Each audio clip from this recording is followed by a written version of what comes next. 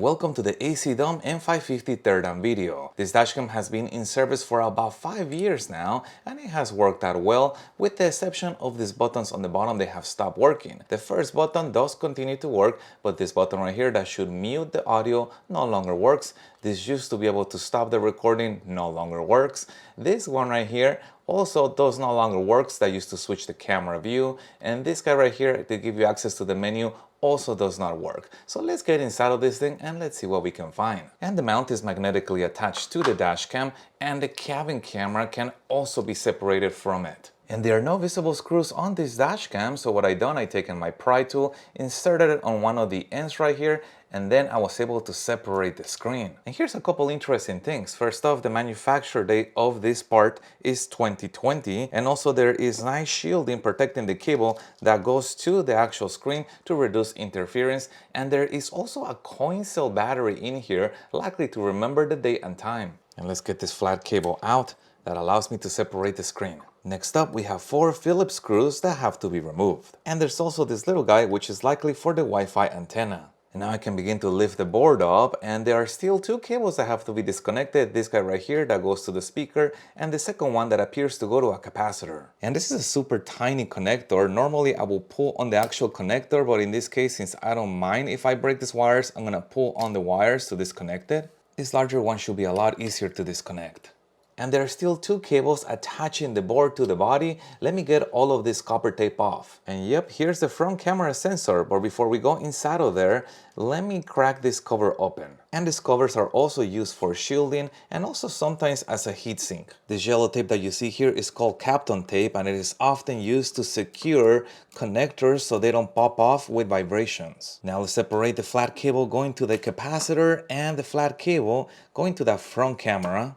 And here's another interesting observation. The front camera has been secured with screws, which is typical, and the capacitors are usually secured with a little bit of an adhesive, basically an epoxy, but in this case, the capacitor has also been secured with screws. Let me take all of these guys out. And this actually makes a lot more sense now. This is actually the magnetic mount that's on the back, and the capacitor has been glued to the mount. So yep, capacitors are typically glued to the dash cam. And the image sensor on the camera to me is always been one of the most interesting parts to look at a dashcam. Let's take a look at what's inside of this guy. And before we take a look inside, notice that there is some foil tape around this lens assembly, something I typically do not see. Not sure if it's for shielding or if it's to keep any kind of light or dust or debris from entering the sensor. And here's what the sensor looks like.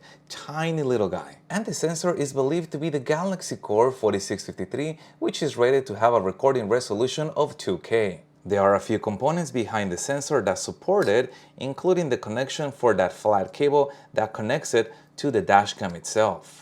And sure enough, we find some interesting markings here. GC4653, which corresponds with Galaxy Core 4653 image sensor, and also a manufacturing date of 2019. Moving back to the main board, there is this cover, again used for shielding, but also in this case also as a heatsink. This is a thermal pad that helps transfer some of the heat from this component out to the metal. And this is the input for the rear camera, and this is the memory card bay. As we move towards the center of this main board, you have the system on chip, which in this case is Novatec NT96670. And then next to it, you have a Samsung memory chip. We also find another date code, 2020, model number, and then the input for the cabin camera. And on the other side of the board, we find what appears to be a Macronix serial memory. And moving towards the bottom, there is the microphone and also the buttons for the dashcam. Now, if you recall, some of them did not work, and likely what happened is that they have developed oxidation in between the contacts in there, preventing them from making contact further. Let's keep going this way. This is gonna be the Realtek Wi-Fi module, and you have a couple more connectors in here.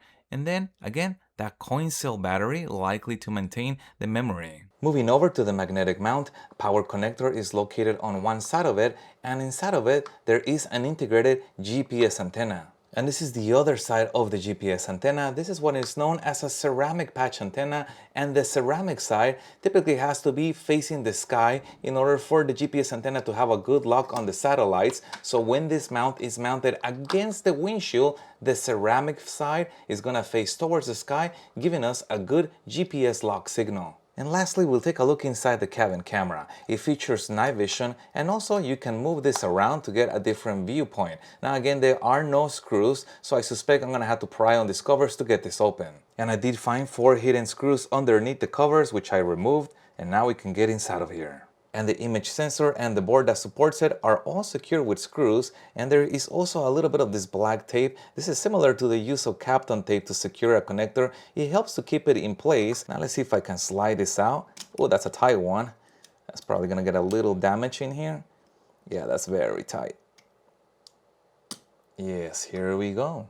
And now we can see those infrared LEDs, which are used for night vision. Now the light that they emit is not visible to the human eye, but it is visible to the camera, allowing it to record in full darkness. Now while this material may appear to be completely opaque, it is actually slightly translucent. And here is that lens assembly, and behind the board we have the image sensor, Sony IMX307. Let's take a closer look at it. And here's an awesome close-up of the Sony IMX307 image sensor. There is a model marking right here, 550 IMX307, and then you got the sensor itself and what looks like to be a date of manufacture. And on the side-by-side comparison, you got IMX307 and Galaxy Core 4653, and at first glance this appears to be a smaller image sensor than IMX, but they're actually roughly about the same size. The optical sensor is just this portion right here, which is in the center. IMX307 having this substrate and having this glass case protecting it makes it appear larger in size. And I want to show you one small detail on that PC board. I'm going to get this ring off, including the lens assembly.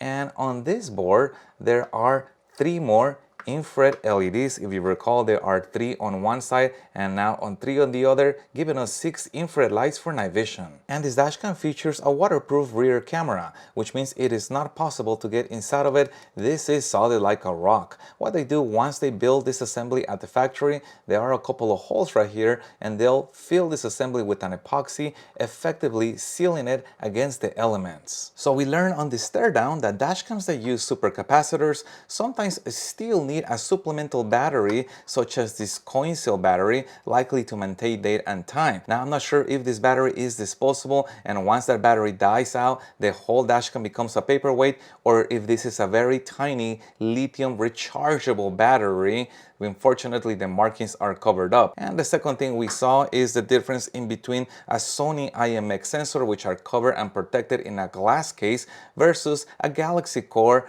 image sensor, which are normally just bare and exposed. So if you have any questions regarding this, please put that in the comments down below. If you found any part of this video helpful, make sure you hit the like button to support the channel, and stay tuned as I have a lot more dashcam reviews coming up. Thank you guys for watching, and as always, I'll see you on the next one.